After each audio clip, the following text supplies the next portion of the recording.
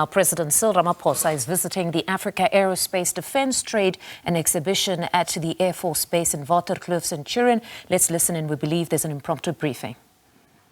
And what we can also seek to acquire.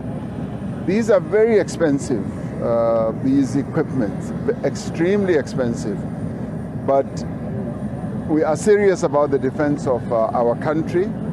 And in order for us to upgrade our defense force, these are the types of innovations that we need to look at.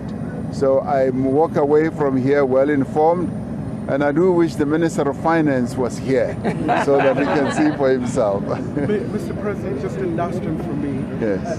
Big issue, the UN General Assembly, the issue for Africa to have the 2 permanent seats at the UNSC, issues of security, in the continent, very hot issues. Your reaction to that and the traction gained from even the Western countries like the US? Well, we're heading now to the United Nations General Assembly, and we're heading there having done quite a lot of campaign work to get Africa to be accepted as a member of the Security Council. We're not yet there, but the concept is warming up to a number of countries around the world. And we do believe that a continent that has 1.4 billion inhabitants should be represented.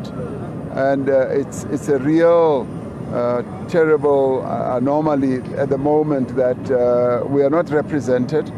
But we've been campaigning, and the concept is now being accepted. And of course, Africa continues to play, through various countries on the continent, important roles in peacekeeping missions around the world, not only on our continent. So we've got the capability, we've got the know-how, and Africa needs to be given its rightful place in the UN system and its various structures, more particularly the Security Council. Mr. President, it's Heidi Jacobs from ENCA. Hi. I just want to ask you about your meeting yesterday regarding the NHI. How did it go, and will there be more meetings, and how soon is NHI going to be rolled out? Well, we had a very good meeting with the Business Unity South Africa executives, and they presented their view on asking for continued engagement, and I said to them I'd like to hear what their proposals are. I just don't want to be engaging without any real proposal and possible solution that could come about. So I've asked them to work on a solution proposal, which they agreed that they will bring back to us. So we continue to engage, and we will see where that engagement leads. And they conceded that, of course, the law has been passed. I have signed the NHI Act. It's now an act of Parliament, and it now awaits implementation. There are quite a number of legal challenges, but we must welcome that there are South Africans who want to talk. And we can never say we're not prepared to talk. So I've said, if you want to talk, please bring proposals on how we can ensure that there's universal health coverage, and also bring proposals on how we can rid this country of health apartheid in the modern day South Africa, so that equality of health treatment should be available to all South Africans.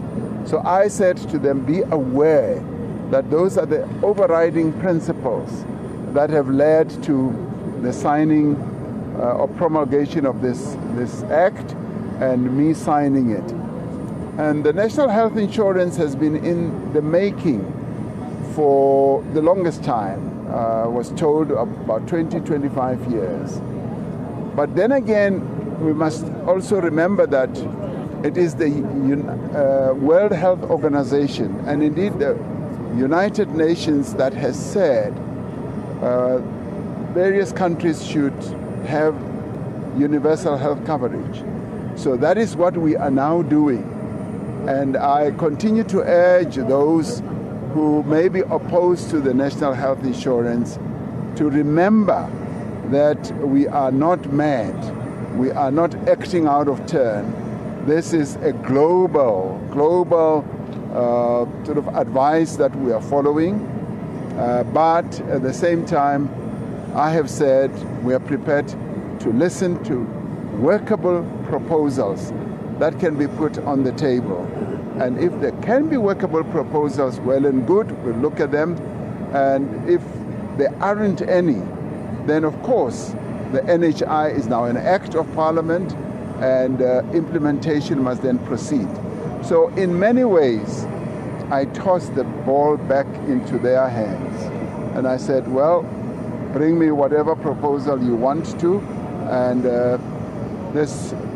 I didn't give them a time frame, but they know that everything is urgent now, because it is now the law of the land.